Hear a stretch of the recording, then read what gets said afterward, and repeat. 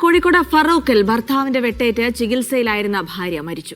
ഫറോക്ക് അണ്ടിക്കാടൻ കുഴിയിൽ മുനീറയാണ് മരിച്ചത്. കേസിൽ അബ്ദുൾ ജബ്ബാറിനെ പോലീസ് അറസ്റ്റ് ചെയ്തിരുന്നു. സലാം മുഹമ്മദ് വിശദാംശങ്ങൾ നൽകും. സലാം, എന്താണ് അവിടെ സംഭവിച്ചത്?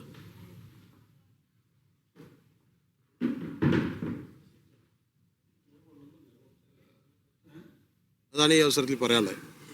തന്നെ ലഹരി തന്നെ വില്ലന്. ലഹരി മനസ്സമാധാനത്തോടുകൂടിയും മാന്യമായിട്ട് ജീവിക്കുന്ന ആൾക്കാരെ വരെ ജീവിക്കാൻ ശ്രമിക്കാതെ ബുദ്ധിമുട്ടിച്ചിട്ട് ലഹരി ഒരു വില്ലനായി മാറാണ്. അപ്പോൾ ഇതിനെതിരെ നിങ്ങൾ മീഡിയക്കാരും നിയമവും ശക്തമായിട്ട് നേരിട്ട് ഈ ലഹരിനെ സമാധാനമായിട്ട് ജീവിക്കുന്ന പോലെ മേത്തേക്ക് കയറുന്ന പോലെ ഒഴിവാക്കി തരണം. അവർക്കെതിരെ നല്ലൊരു നിയമ നടപടി തന്നെ വരണം. നമ്മുടെ ഏരിയ പറഞ്ഞാൽ ഫറൂഖ് കോളേജ് കോടമ്പിയ ഏരിയയിൽ ഭയങ്കര ലഹരി സെയില് അതുപോലെ ഉപയോഗിക്കുന്ന പുതിയ തലമുറനെ അതിലേക്ക് കൊണ്ടുവരിക. കാരണം കൊണ്ടുവന്നാൽ ഓൽക്ക് കസ്റ്റമർ കൂടുകയാണ്. അങ്ങനെ ഭയങ്കര ഒരു ബുദ്ധിമുട്ടാണ്. ഈ മരിച്ചുപോയ സഹോദരി മുനീറ എന്ന് പറഞ്ഞാൽ ജീവിക്കാൻ വേണ്ടിയിട്ട്, മക്കൾക്കും വേണ്ടി ജീവിക്കാൻ വേണ്ടിയിട്ട് വളരെയധികം സഹനം സഹിച്ചിട്ട് മുന്നോട്ട് പോയതാണ്. ഒരു വട്ടം എല്ലാവരും പറഞ്ഞ് എനിക്ക് പോകണ്ട, അല്ല മക്കളെ ഭാവി ആലോചിച്ചിട്ട് പോയ ആ സഹോദരിയാണ്, നല്ല മോൾക്ക് ജീവിച്ച ആ സഹോദരിയാണ് ഇതുപോലെ ചെയ്തത്. ഇനിയും ഇങ്ങനെ ഒരാൾ ഏറെ ആവരുത് നമ്മുടെ നാട്ടിൽ.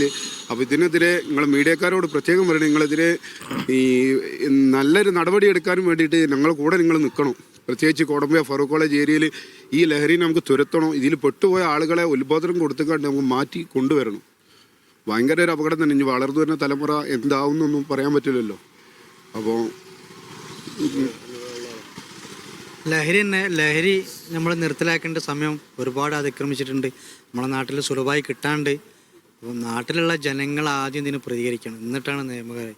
ആദ്യം ജനങ്ങൾ പ്രതികരിക്കുക. അത്രയും വരെ ബുദ്ധിമുട്ട് എന്താ വെച്ചാൽ സാധനം സുലഭമായിട്ട് കിട്ടാണ്ട്, ആ കിട്ടുന്നതിന് അത് നമ്മൾ ആദ്യം നിർത്തലാക്കേണ്ടതാണ്. അതാണ് നമ്മൾ പറയുന്നത്. സലാം മുഹമ്മദ് വിവരങ്ങൾ നൽകും. സലാം, അവിടെ നിന്ന് അവരുടെ വാക്കുകളിൽ നിന്നൊക്കെ മനസ്സിലാകുന്നത് ലഹരിയാണ് ഇതിലൊരു വലിയ വില്ലനായിരിക്കുന്നത് എന്നുള്ളതാണ്. ഇപ്പോൾ വളരെ ദാരുണമായ വാർത്ത കൂടി വരികയാണ്. ആ ഭാര്യ മരിച്ചിരിക്കുന്നു എന്നുള്ളതാണ്. എന്തൊക്കെയാണ് സംഭവിച്ചത്? ഇനിയുള്ള കേസുമായി ബന്ധപ്പെട്ട നടപടികൾ എന്തൊക്കെ?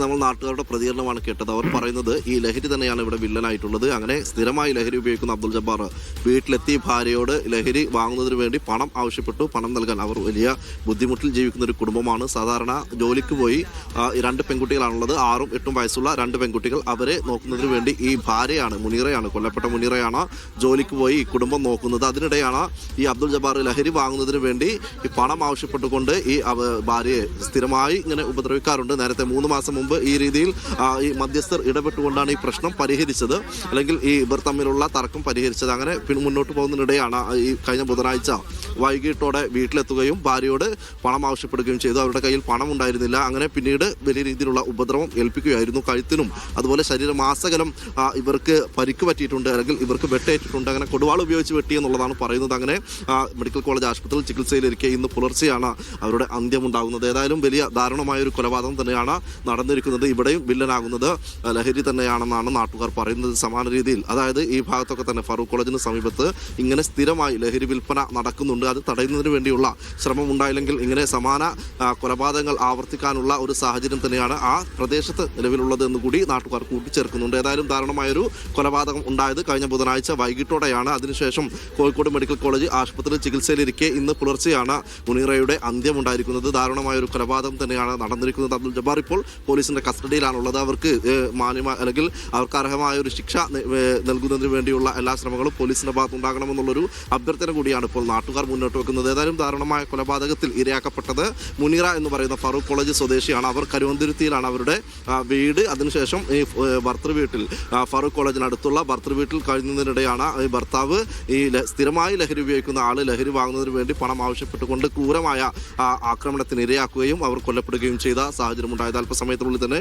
കോഴിക്കോട് മെഡിക്കൽ കോളേജിൽ നിന്നും അവരുടെ മൃതദേഹം ബന്ധുക്കൾക്ക് വിട്ടു നൽകുമെന്നുള്ളതാണ് അറിയിച്ചിട്ടുള്ളത്. ബന്ധുക്കൾ ഇപ്പോൾ ഇങ്ങോട്ടേക്ക് വന്നുകൊണ്ടിരിക്കുകയാണ്. അവർ അല്പസമയത്തിനുള്ളിൽ ഇവിടെ എത്തി ഇവിടുത്തെ നടപടിക്രമങ്ങളൊക്കെ തന്നെ പൂർത്തിയാക്കി മൃതദേഹം ബന്ധുക്കൾക്ക് കൈമാറും. ഏതായാലും ദാരുണമായ ഒരു കൊലപാതകം ഉണ്ടായത് കോഴിക്കോട് ഫറൂഖ് കോളേജിന് സമീപത്താണ്.